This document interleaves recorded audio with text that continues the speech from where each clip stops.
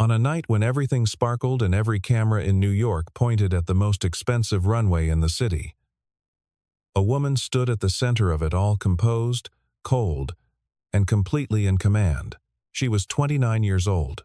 She ran a luxury empire worth $300 million, and in front of her entire team, in front of journalists and investors and the most powerful names in fashion, she pointed at a man adjusting a light rig in the back corner of the venue and said, loudly enough for the whole room to hear, "Get him out. We don't hire people like that here." The room laughed. The man didn't argue. He took his 6-year-old daughter's hand, turned around quietly, and walked toward the exit. He didn't raise his voice. He didn't demand an explanation. He just left. And for a few minutes, maybe 10, the night continued as if nothing had happened. Then the lights failed. The screens went dark. The music stuttered and died. And every single person in that building suddenly understood that the man who had just been thrown out was the only one who could fix what they had just broken. New York in September wore its best costume. The city had always known how to dress for attention, but Fashion Week transformed it into something else entirely, something that buzzed with a specific electricity, sharp and artificial, like the air before a lightning strike. The tents were up along 11th Avenue. The PR people moved in coordinated swarms. Black cars idled at every entrance. And inside the converted warehouse that Hayes Atelier had rented for the evening, the pressure had been building since 6 in the morning. Isabella Hayes did not believe in luck. She believed in control. At 29, she had built Hayes Atelier from a 2-person studio in Brooklyn into the most talked-about luxury brand in American fashion. She had done it through relentless precision, through an ability to see every moving part of every project at once, and optimize each one until the whole machine ran exactly the way she needed it to. Tonight's show was not just a presentation, it was a statement. The investors who owned 38% of her company were watching. The press had been primed. The collection 12 months in the making represented a pivot toward younger, wealthier, more global buyers. Everything had to be perfect. She walked the runway at 8 in the morning, 3 hours before any model arrived. She checked sightlines. She questioned the flooring. She had a heated conversation with the lighting director about the temperature of the white beams on the 3rd rack of gowns. She was not difficult exactly. She was precise. And precision, in her mind, was the only form of respect. Her COO, Sebastian Cole, trailed behind her at a respectful distance.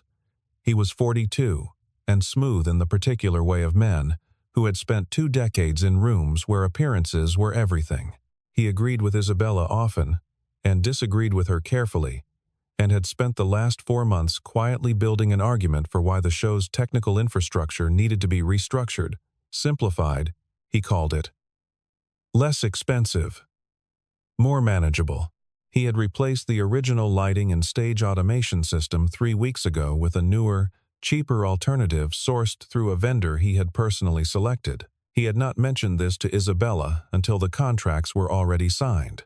In the far back corner of the warehouse, near the secondary lighting rig, a man in a gray work jacket was on his knees with a panel open.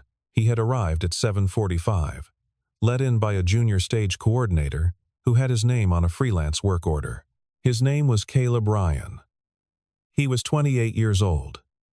He had dark hair that needed a cut and hands that knew what they were doing. And beside him, sitting cross-legged on a folded work jacket, was a small girl with a ponytail and a granola bar and a paperback picture book open across her knees. The girl's name was Amelia.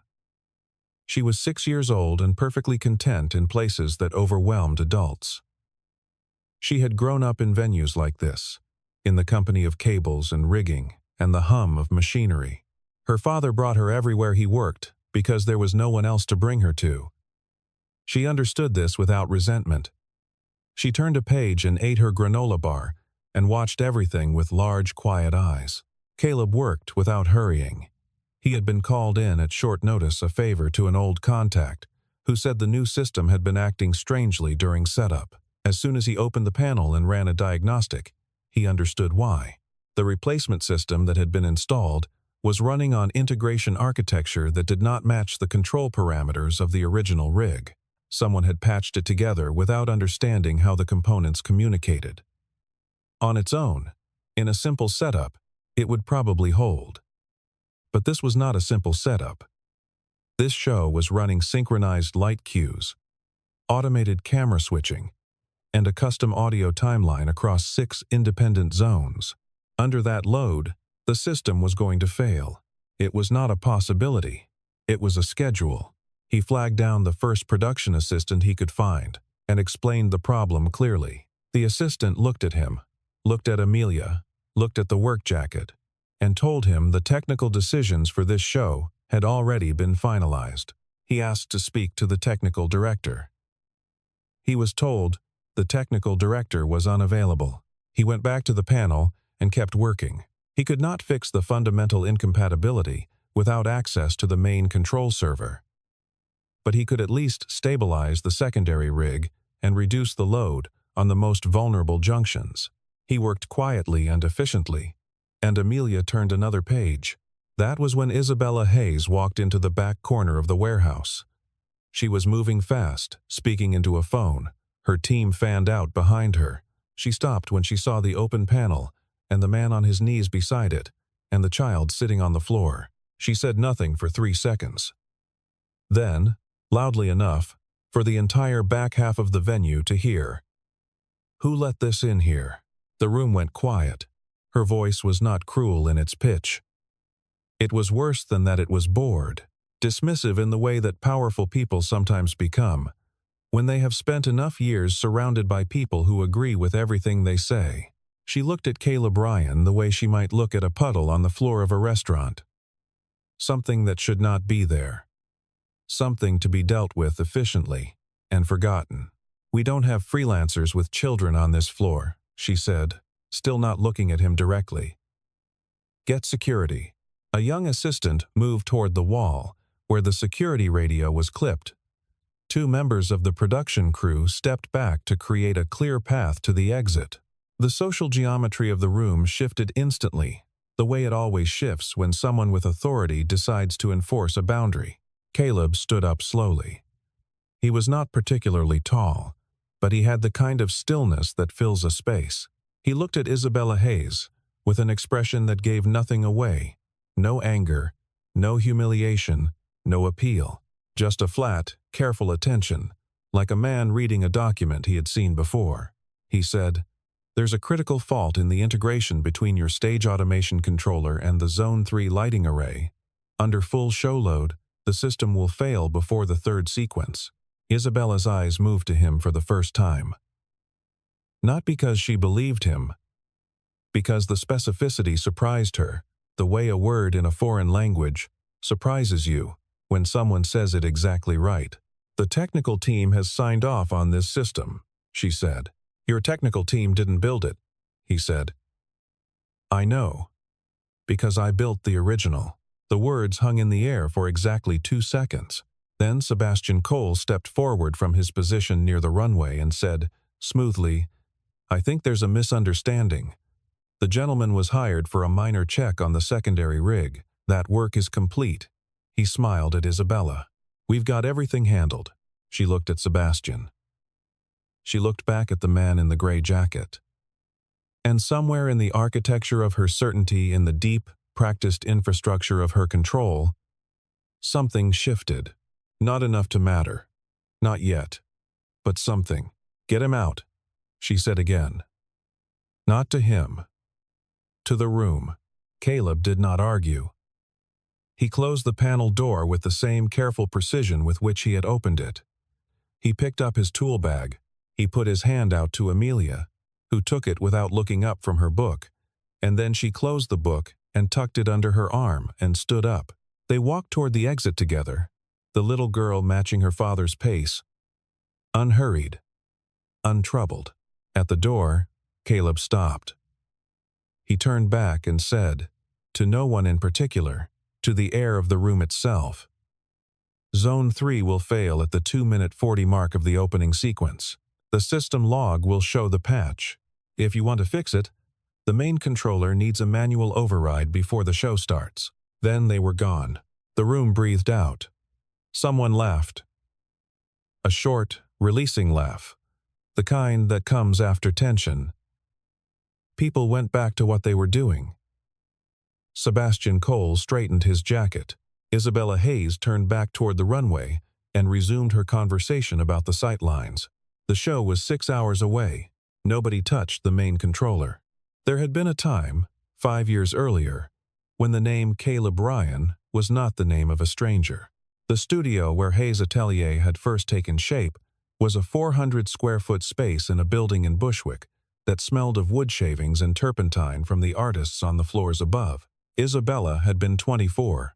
She had a business plan, a backer who had given her $60,000, and a collection of 8 pieces that she believed in with the particular ferocity of someone who has never yet been proven wrong. Caleb was 23. He had come in through a mutual friend to wire the studio for light basic work. Electrical, nothing glamorous, but he had stayed. Because the day he finished the wiring, Isabella had said, almost to herself, "I need the show to feel like the city at 2 in the morning," and he had understood what she meant before she explained it. He had spent 3 days building a custom light program for her first small presentation. It cost almost nothing. It looked like something worth 100 times what it cost. They had fallen into each other, the way people do when they are young, and working towards something and share the same hours. Not loudly, not with declarations. It happened in the incremental way that real things happen, one late night at a time, one problem solved together at a time, 1 year at a time. Caleb built the technical infrastructure for every Hayes Atelier presentation during those years. Not just lighting, stage automation, audio synchronization, camera triggering, the whole choreography of light and time that turned a fashion show from a parade into an experience. He was not interested in credit. He was interested in the work. He had an engineer's devotion to the problem itself, separate from any recognition that solving it might bring. The brand grew. The presentations grew. The investor conversations grew. And somewhere in that growth, the original shape of things began to change. The first time an investor mentioned Caleb, it was not a compliment.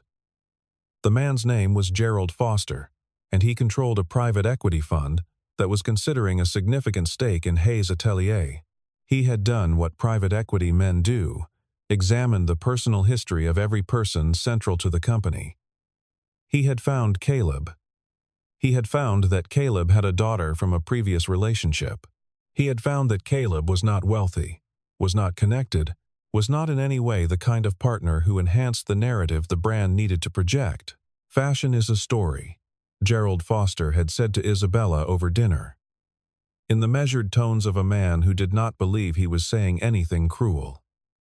Every detail of that story matters, including the people around you. She had not agreed in that conversation.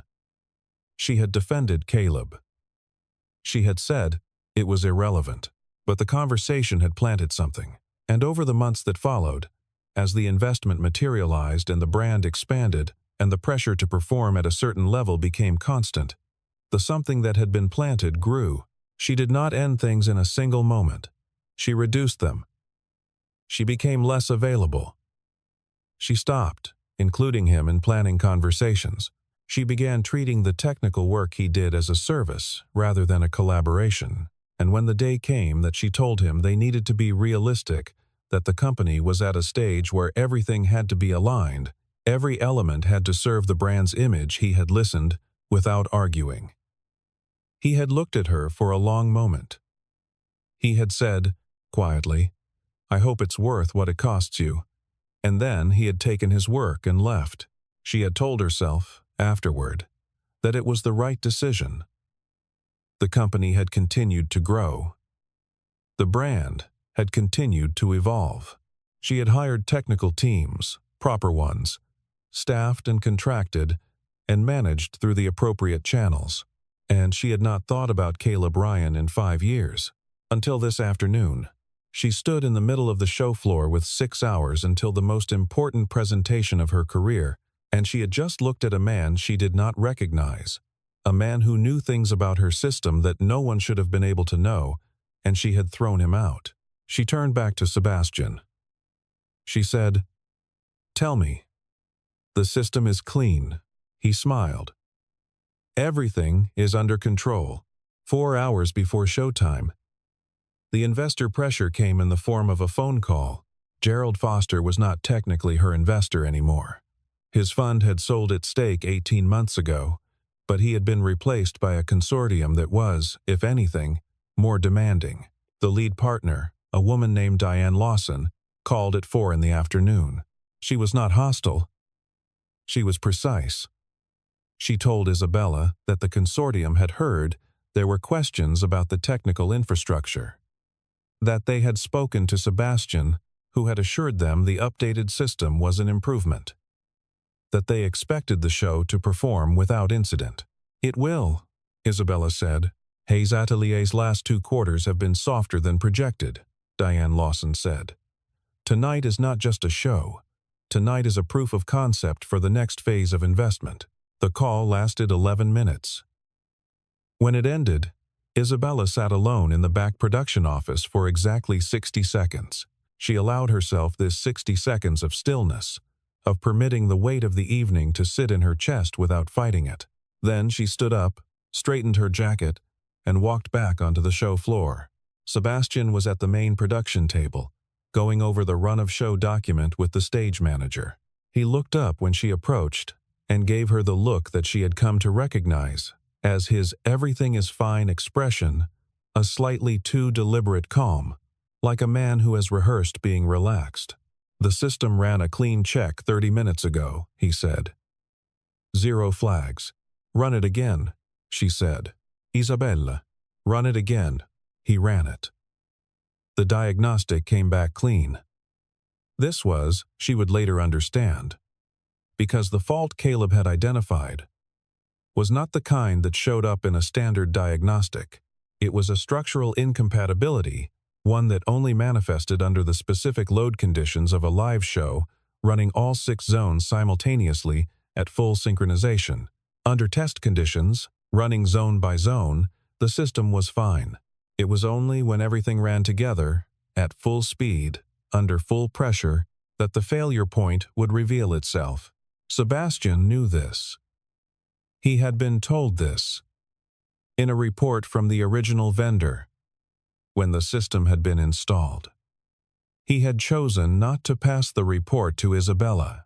He had, in fact, deliberately scheduled the system test to run zones sequentially rather than simultaneously, knowing that a simultaneous test would surface the problem. The cheaper system had saved the company $400,000. Sebastian's contract included a performance bonus tied to operational cost reductions. $400,000 was a significant reduction. He had weighed the risk. He had decided the probability of failure was low enough to accept. He had decided that if something did go wrong, there were enough moving parts in a live production that responsibility would be difficult to assign precisely. He had not factored in the man in the gray work jacket. The models began arriving at 5 o'clock. Mia Carter came in third, which was her habit early enough to be professional, not so early as to seem anxious.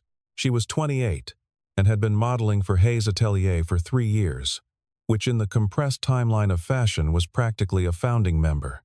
She and Isabella had a friendship that existed in the complicated space between employer and employee, between genuine affection and necessary professional distance.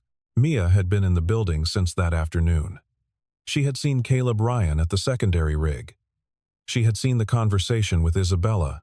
She had also, on her way back from the dressing area, passed the main production corridor and seen Sebastian Cole at the central server station. He had been working quickly. He had not seen her. She had thought nothing of it at the time. There was always someone at the server station during setup.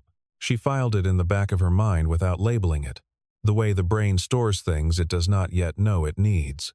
The show was 2 hours away. At 8:47 in the evening, the lights in the Hayes Atelier show went live, and for 2 minutes and 39 seconds, Everything was perfect. The opening was designed to feel like a city assembling itself, a gradual brightening of geometric beams that resolved, slowly, into full illumination as the first model stepped onto the runway.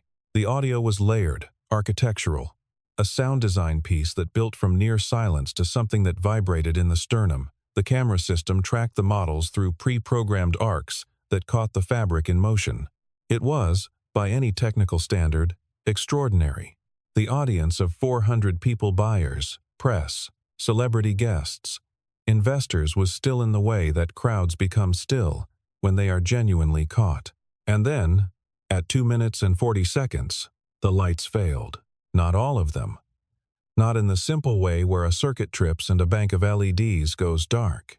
It was more disorganized than that, a cascade, one zone triggering a fault in the next, the automated recovery protocols firing and conflicting with each other, the audio timeline losing its synchronization markers and stuttering forward in half-second jumps before stopping entirely. The camera rigs froze mid-arc. The runway was lit by 3 surviving lights in a pattern that made it look accidental, which was worse, somehow, than darkness.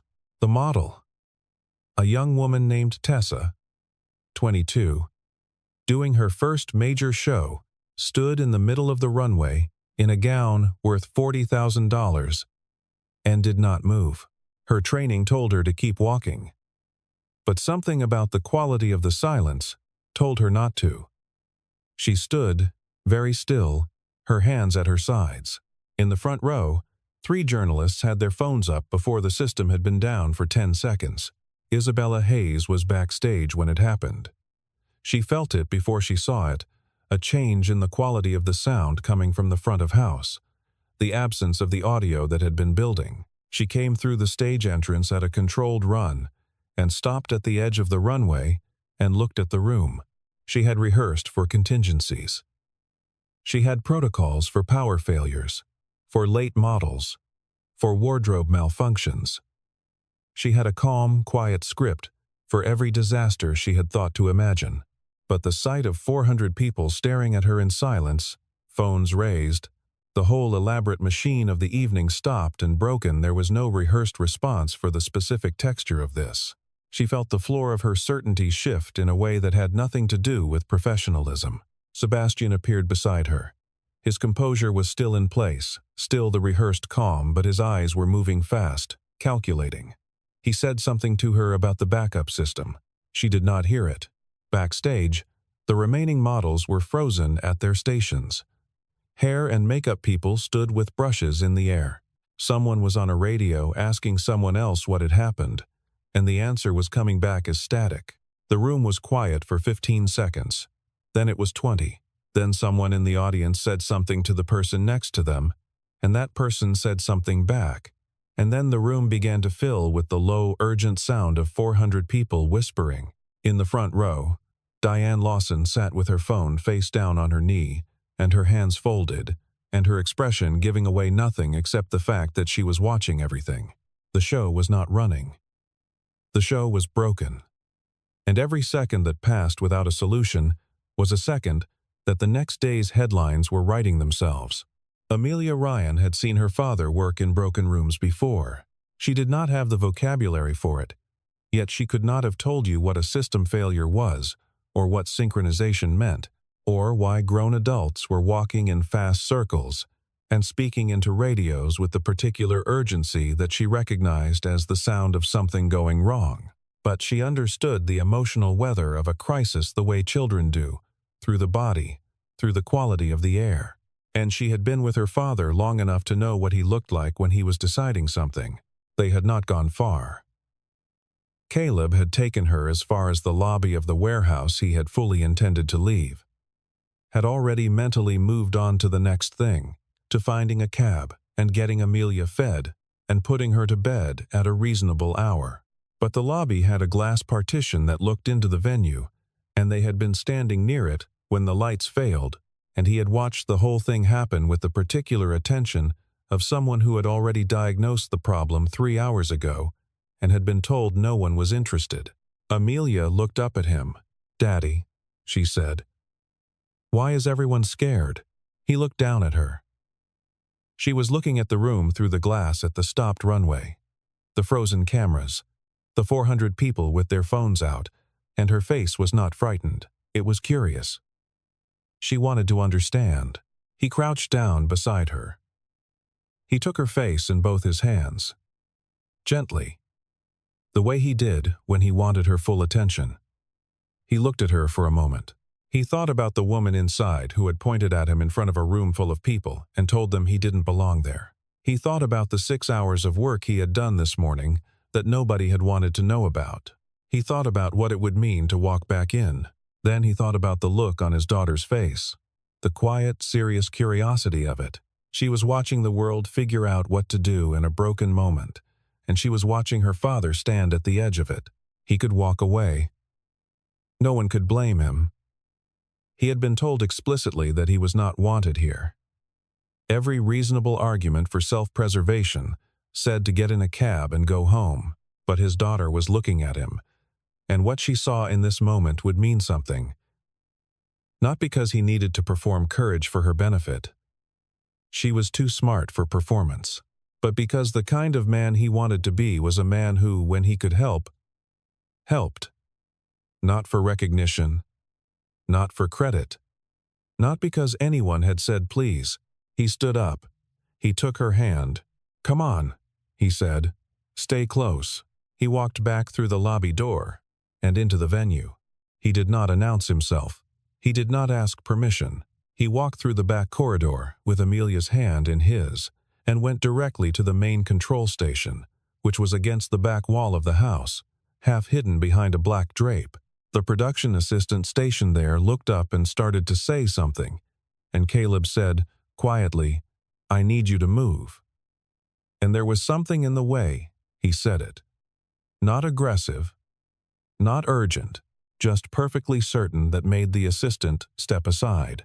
The main controller was a rack-mounted system with a touchscreen interface and a physical backup panel. He opened the access port on the side, pulled a cable from his jacket pocket, he had been carrying it all day, and connected directly to the core diagnostic bus, bypassing the interface entirely. He did not have a laptop.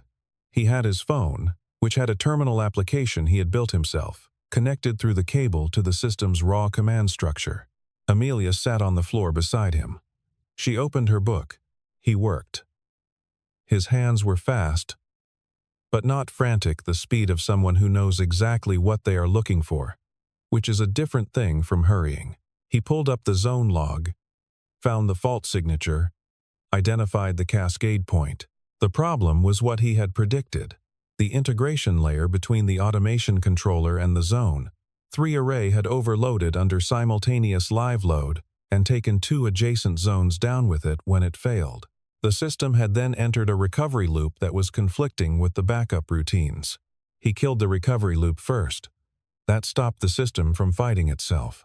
Then he wrote a manual override sequence directly in the terminal, line by line, no GUI, no visual shortcuts that reallocated the load across the surviving zones, in a distribution pattern that the original system had been designed to handle. He was, in effect, rewriting the show's technical architecture from the inside, in real time, in the dark.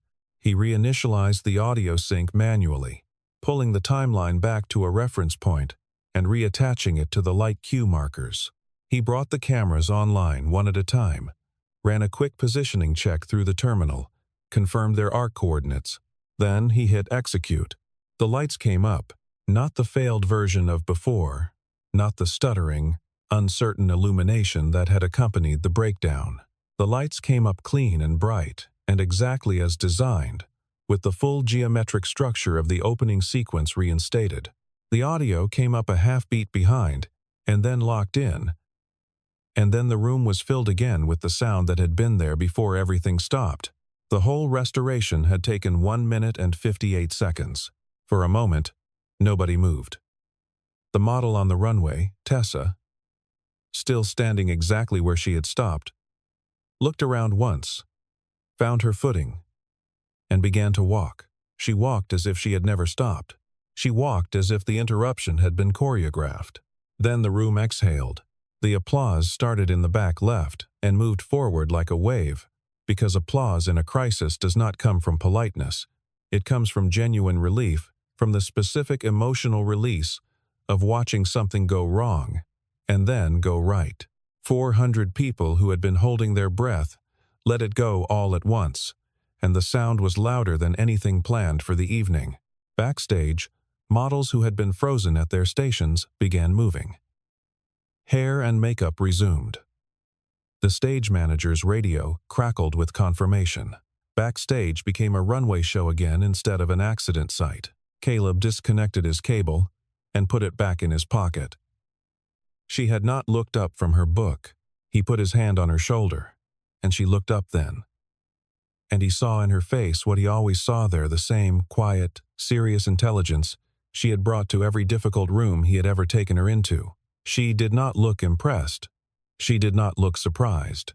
She looked like a girl who had expected her father to know what to do, and he had known what to do, and that was simply how things were. "Good?" she said. "Good," he said. Around them, the show moved forward into the night. The senior lighting engineer's name was Marcus Webb, and he had been in production technical work for 14 years, and he had seen a great many things go wrong in live shows.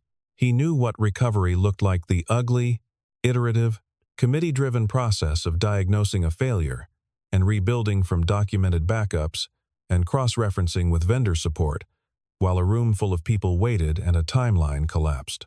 What he had just watched was not that. He pushed through to the main control station and looked at the open access port and the terminal window still active on the connected phone. He looked at the command log on the screen lines of direct input code. No interface. Written in a syntax he recognized immediately because it was a syntax that only existed in one place. It was the command structure of the original Hayes Atelier show system, the proprietary integration language that had been developed years ago for this company's specific technical architecture.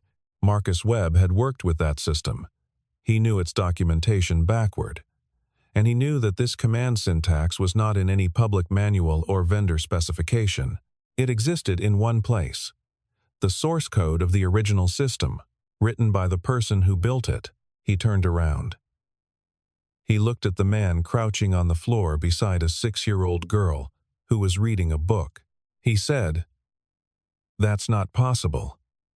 Only the person who wrote this system could have Barund."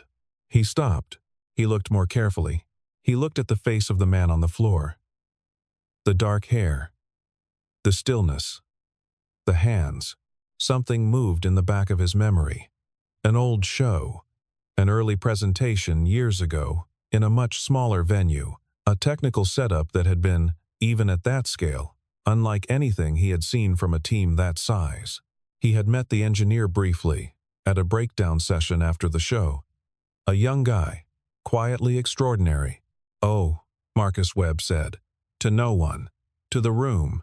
He turned around and looked for Isabella Hayes. She was standing at the edge of the stage entrance, watching the runway, monitoring the recovery. He crossed the floor to her and waited for her to look at him. When she did, her face was already moving back toward its default, the controlled, forward-facing composure of a CEO managing a situation. He said, "The man who just brought the system back, he didn't just fix it. He wrote the original operating code. The whole thing. The entire technical foundation this show runs on." Isabella Hayes went very still. "He built the Hayes Atelier show platform," Marcus said. "Years ago. That's his architecture. That's his code. He's the only person alive who could have done what he just did." The show was running. The models were moving. The music was playing. And Isabella Hayes stood at the edge of the stage entrance and let 5 years of deliberately constructed certainty begin to crack. She had looked at Caleb Ryan this afternoon and seen a stranger. She had seen someone who didn't belong. She had called him that in front of a room full of people, but the system she was standing in, the system that was currently running the most important night of her career, it spoke in his voice. It ran on his logic. It was built from his mind. He had been here, in every presentation she had given for the past 5 years, invisible in the infrastructure she had stood on, in the code that had made everything work. She looked at the runway. She looked at the lights. She thought about 5 years ago, and a studio in Bushwick, and a man who had said, "I hope it's worth what it costs you." Sebastian Cole moved quickly. He was at Isabella's side, within 90 seconds of Marcus Webb walking away. He had heard enough of the conversation from across the room to understand what was happening, and he had spent those 90 seconds calculating. The calculation was simple.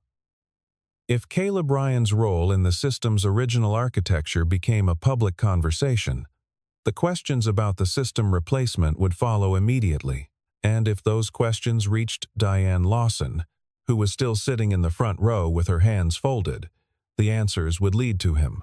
"I need to be very clear about something," Sebastian said to Isabella, low enough that only she could hear. That man was not authorized to be here.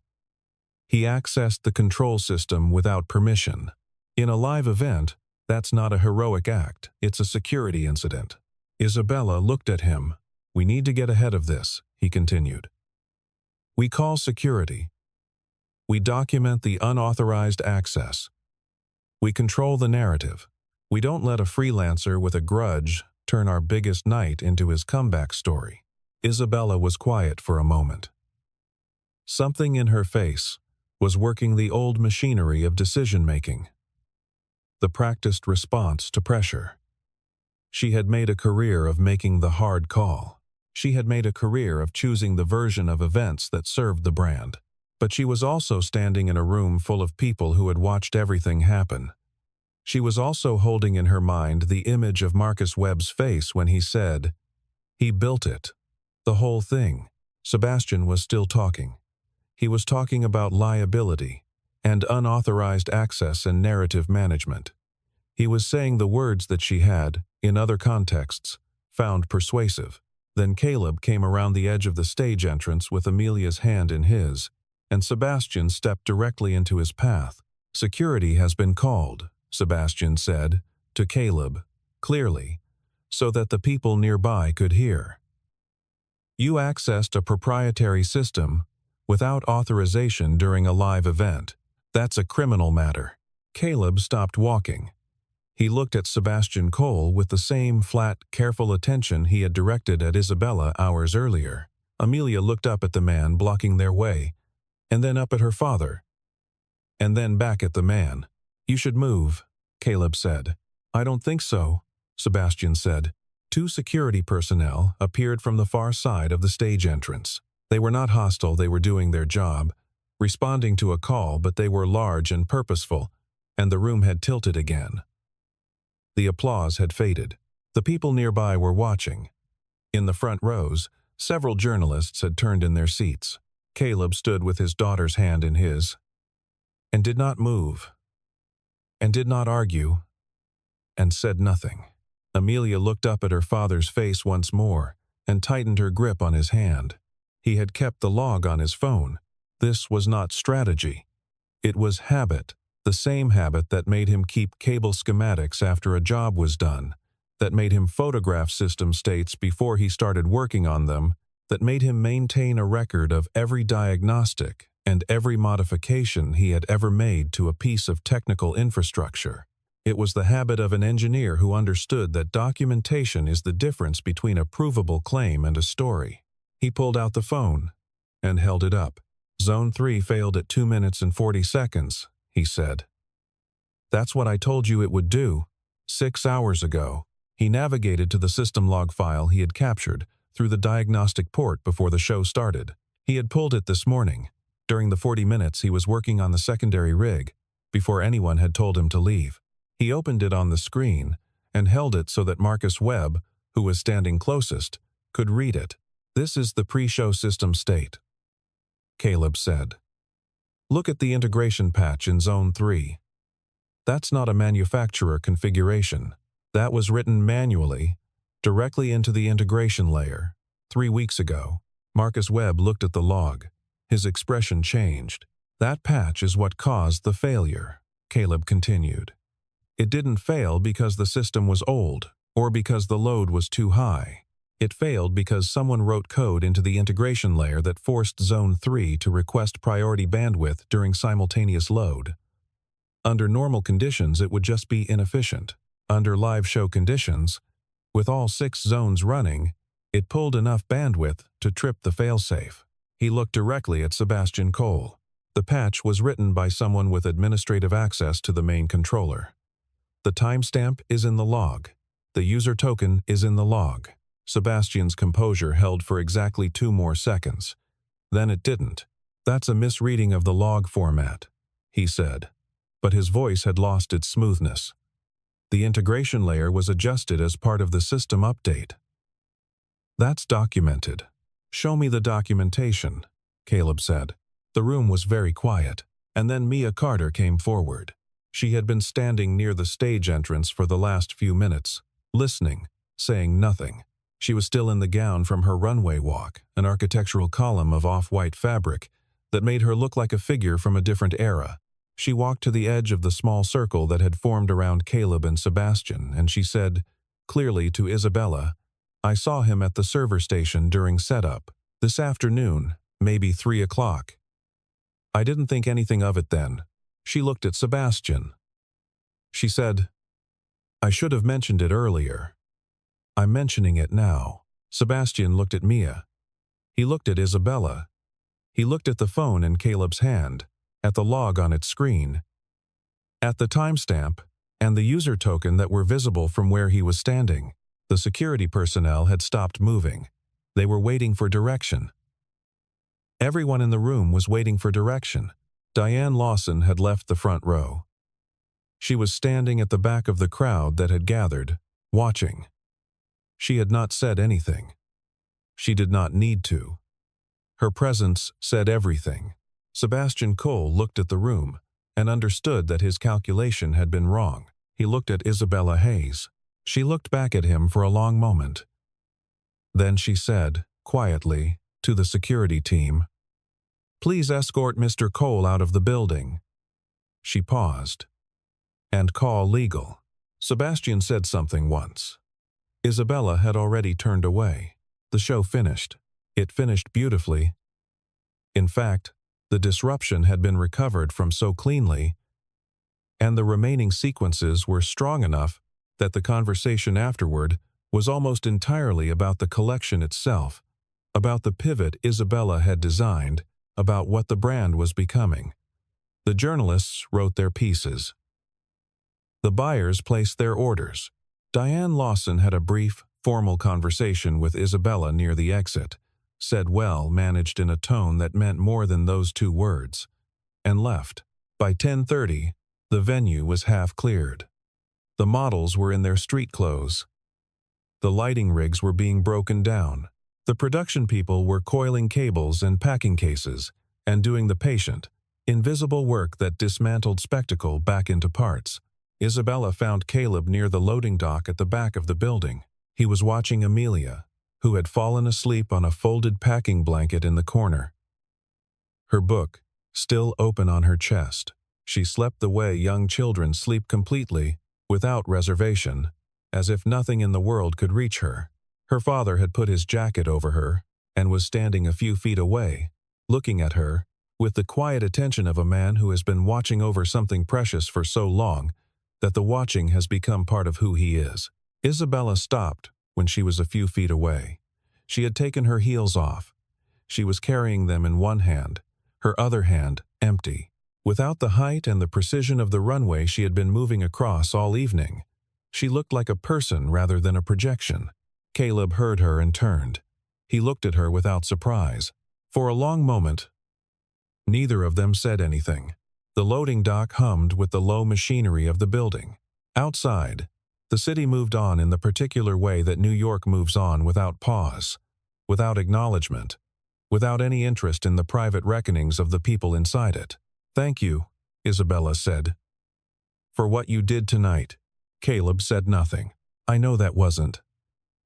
She stopped. She was used to speaking with precision, with clarity, with the curated confidence of someone who had practiced every important conversation. But the words she needed were not those kinds of words. I know it wasn't easy to come back in. After the way I climb planks. Don't, he said, not unkindly. She went quiet.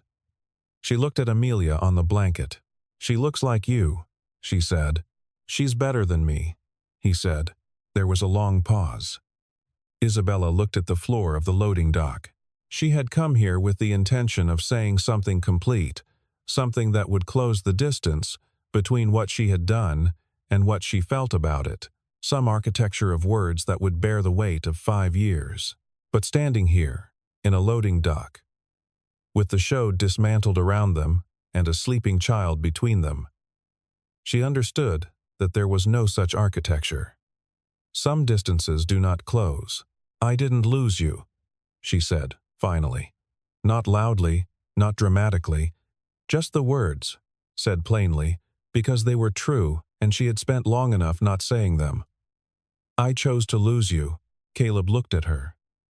His expression was not hard. It was not forgiving in the way that forgiveness is performed. It was something quieter than that.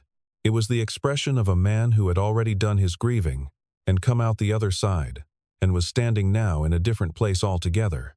I know, he said. I was afraid, she said. Of what it would cost.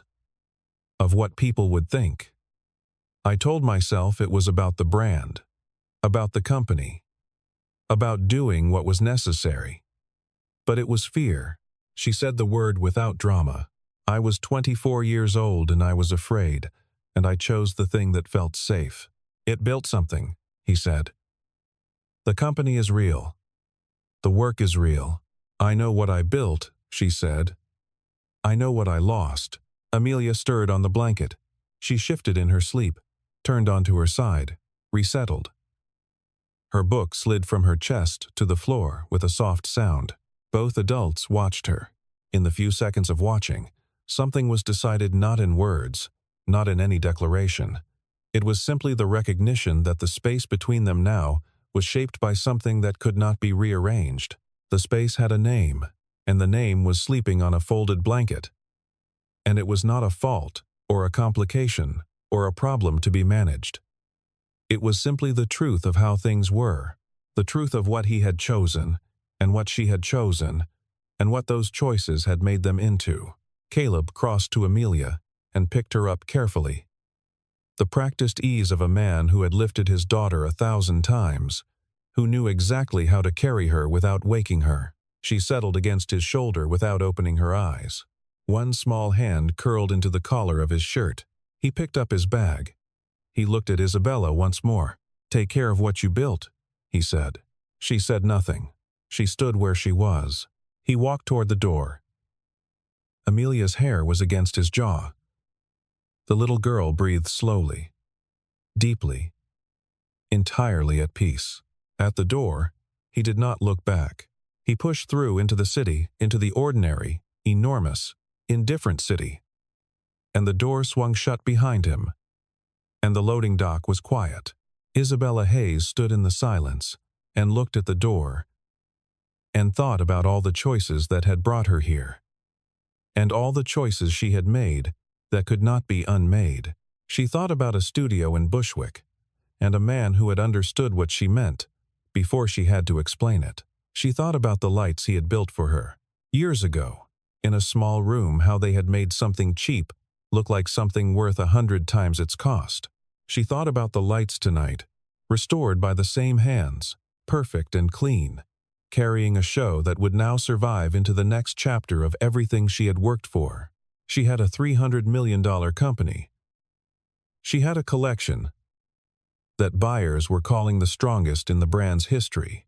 She had the confidence of her investors and the attention of the press and every outward marker of the things she had sacrificed so much to build. She stood in the empty loading dock in her bare feet, holding her shoes, and none of it felt like what she had imagined it would feel like. Outside, the city was loud and bright and enormous, and it kept going, as cities do, without asking her anything at all.